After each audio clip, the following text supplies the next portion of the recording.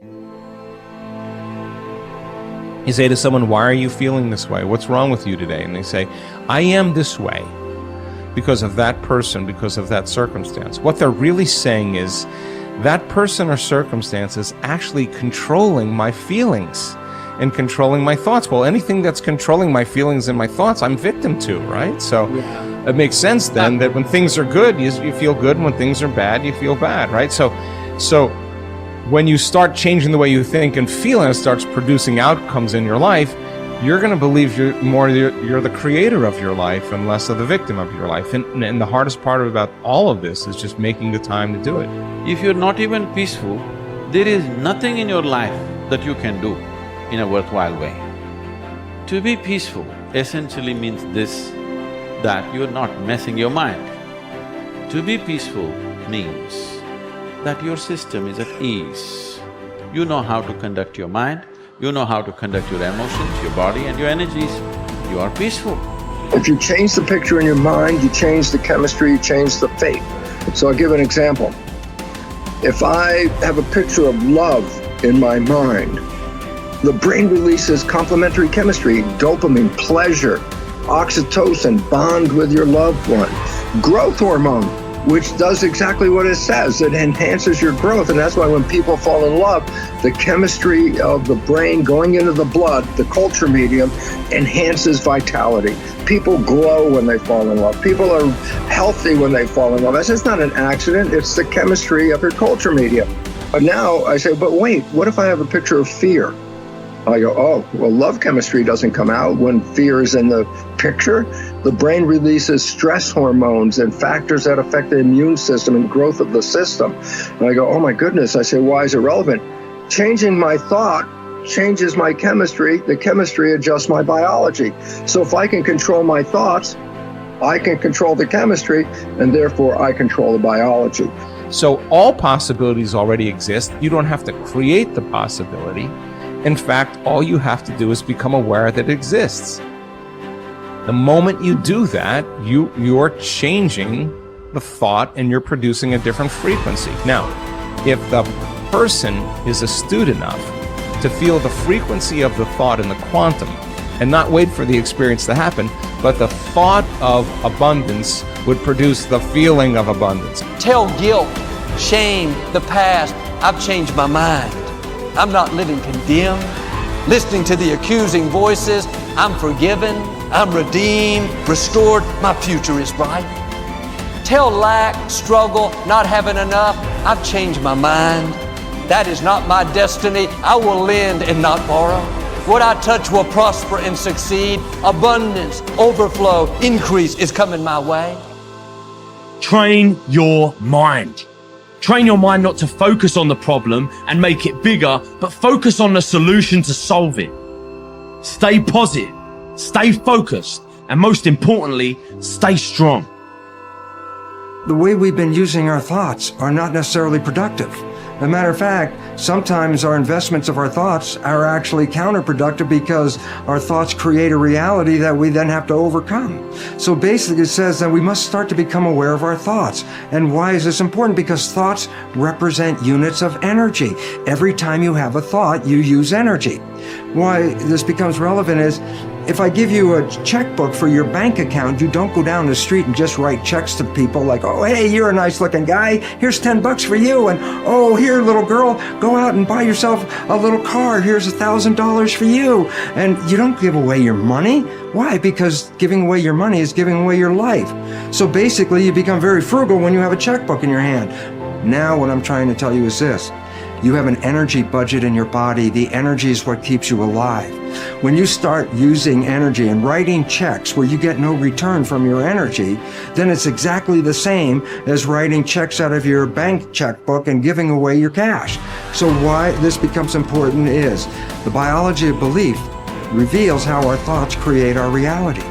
And if you start investing in thoughts that are counterproductive, thoughts like fear, or what am I going to do, and how am I going to escape this problem, or how's this going to go wrong, and all these other kinds of thoughts that are negative kinds of thoughts, then realize this.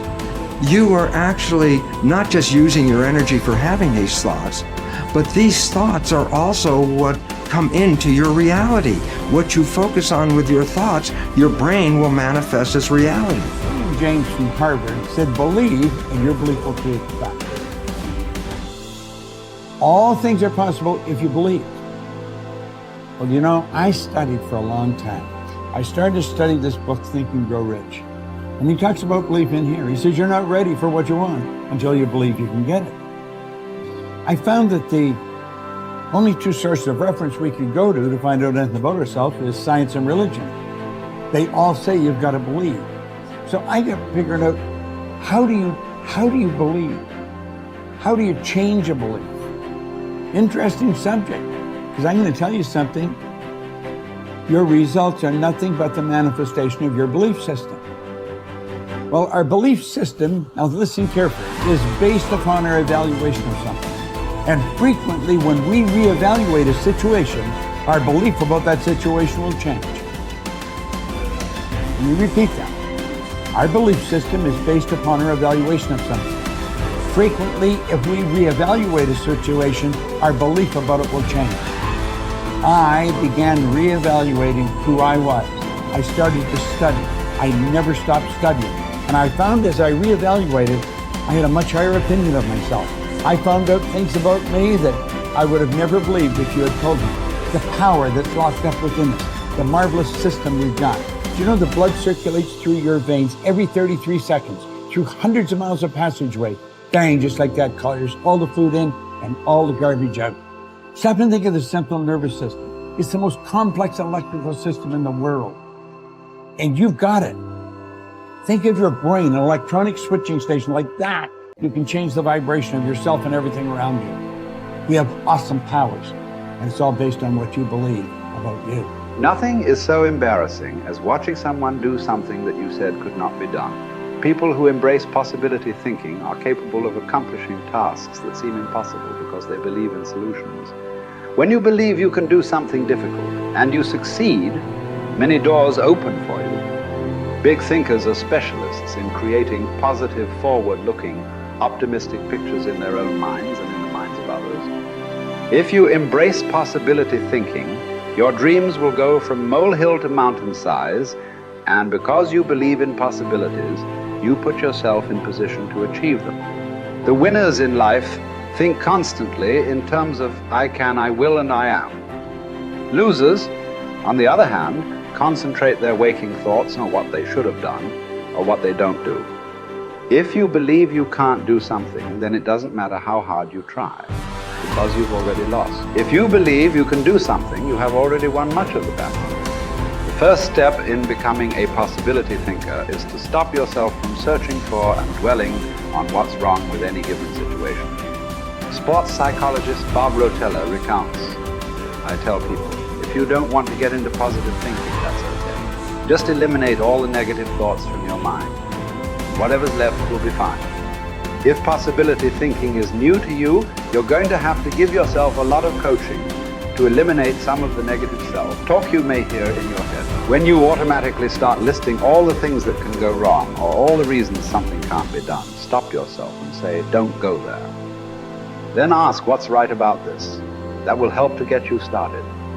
And if negativity is a really big problem for you and pessimistic things come out of your mouth before you've even thought them through, you may need to enlist the aid of a friend or family member to alert you every time you utter negative idea. One of the best ways to cultivate a possibility mindset is to prompt yourself to dream one size bigger than you normally do. Let's face it, most people dream too small. They don't think big enough. Henry Curtis advises, make your plans as fantastic as you like, because 25 years from now, they will seem mediocre. Make your plans 10 times as great as you first planned, and 25 years from now, you will wonder why you did not make them 50 times as great. If you push yourself to dream more expansively, to imagine your organization one size bigger, to make your goals at least a step beyond what makes you comfortable, you will be forced to grow. And it will set you up to believe in greater possibilities. Most people want their lives to keep improving, yet they value peace and stability at the same time. People often forget that you can't improve and still stay the same. Growth means change. Change requires challenging the status quo. If you want greater possibilities, you can't settle for what you have now. When you become a possibility thinker, you will face many people who will want you to give up your dreams and embrace the status quo. Achievers refuse to accept the status quo.